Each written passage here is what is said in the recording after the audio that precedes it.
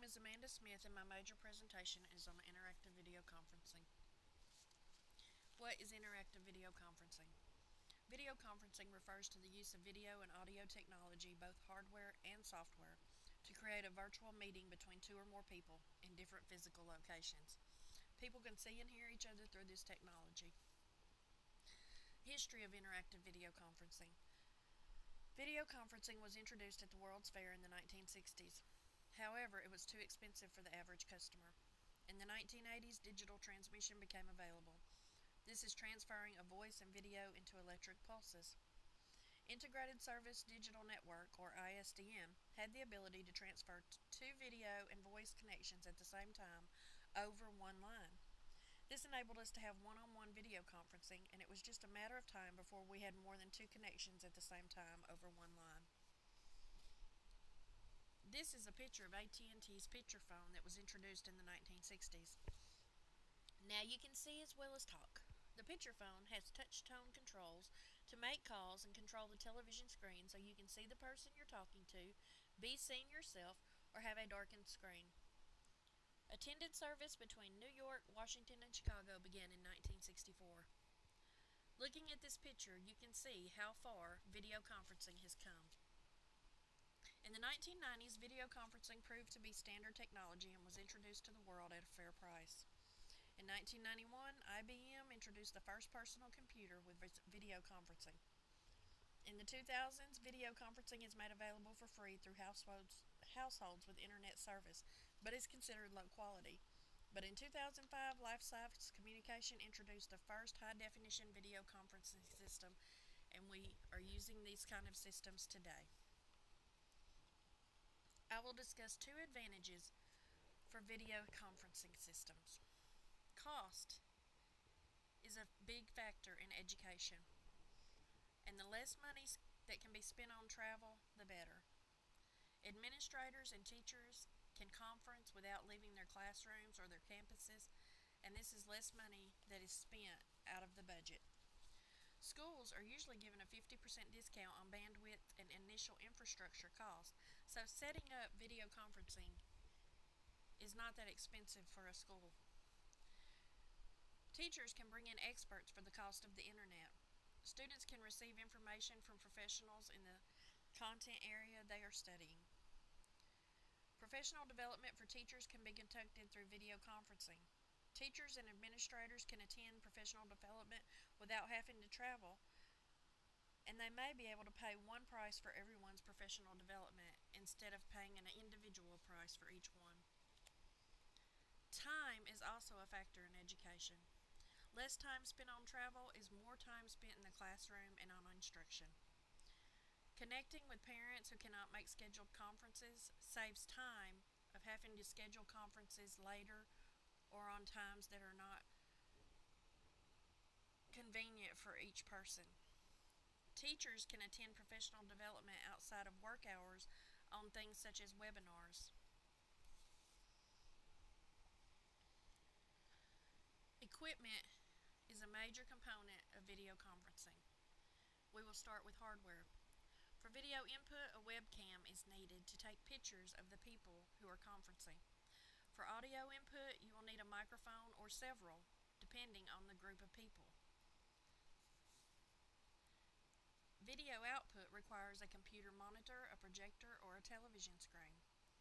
Some classrooms even use whiteboards. Audio output requires a speaker system as seen here.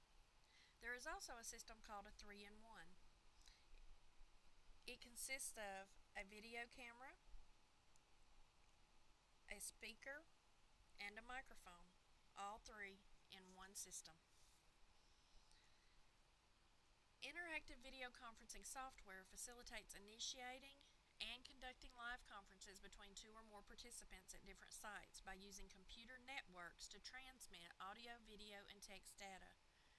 You cannot have video conferencing without having the hardware components as well as a software. Below are some of the software that are used today in education. Zoom is used by many administrators to have conferences with their principals so that no one has to leave their buildings. Skype in the classroom contains many components that are already built into their system. A teacher can go in and research and decide what goes with what content area she is teaching and then bring it into the classroom. Life-size video and HD video conferencing are also popular software companies that are used in education. In the classroom, global learning includes learning about different places and cultures around the world. Service learning allows students to help others and see the benefits of their service. Live learning helps students realize that what they are learning is real and useful. And virtual field trips, although this is another presentation, it is also a major component of video conferencing. Virtual field trips give students the opportunity to visit places they have only read about. When students are able to communicate with people from around the world, Common Core literacy standards are met for communication as well as media. We will now visit a website called Digital Unite. This website tells you how to download and use Skype. It is a 9-step process, and it starts by letting you know what hardware you need in order to do this process. It is the hardware that we have already talked about. Step 1. Go to the Skype.com homepage. Step 2. Click on Download Skype on the page. Step 3. A page will appear where you can either sign in if you're already registered, or you can input your information to create a new account. You can also skip the registration process if you sign in using a Microsoft account or a Facebook account. You start by filling in your first and last name and your email address. Then you fill in your profile information. Step 4. You can choose to tell Skype how you intend to use its service by clicking one of the options in the drop-down menu. As an educator, we would be using it for the classroom. Then everyone gets to pick their own individual Skype name. This can be fun for students to be able to use a unique name that is meaningful to them. Then everyone decides on a password. If you don't want promotional emails to disrupt your Skype time, you may click the 2 boxes towards the bottom and they will not disturb you. Then you're going to click on I agree and continue. Step 5. You'll be taken to a page headed Your account is ready. Click on Download Skype for Windows.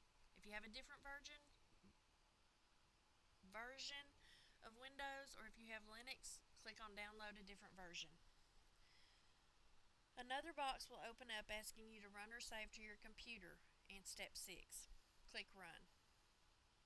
Run Skype when the computer starts. Step 7. When the next window appears, it will ask you whether you want to have Skype click to call.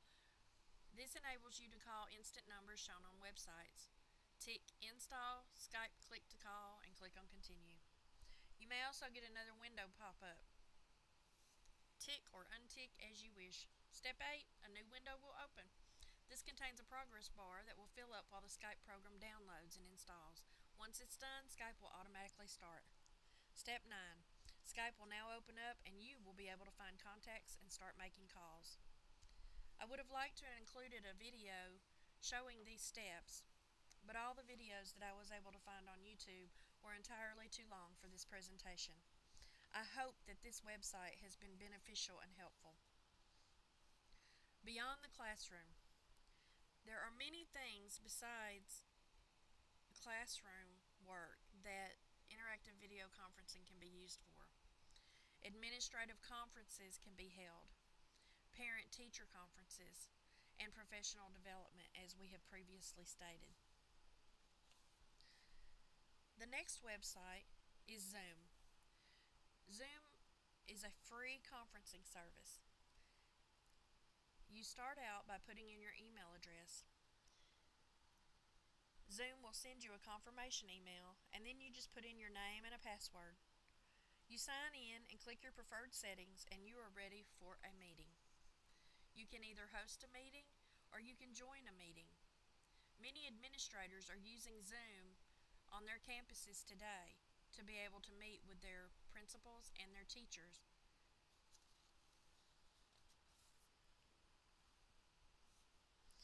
Next up is a video of many ways video conferencing is used in the classroom.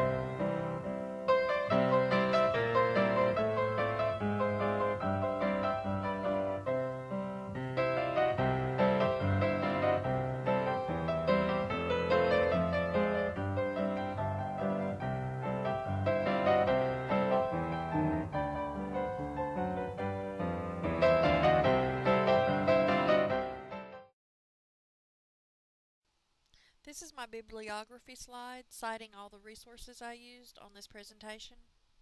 My reflection on interactive video conferencing. Beginning this project, I knew what conferencing was, but I had no idea how beneficial it could be in the classroom. Researching the different ways I can use this, I hope to be able to use it in my classroom. I would also like to use this for service learning projects. How great to adopt a student in another country and send them to school and then be able to talk to them through video conferencing and find out what they are learning.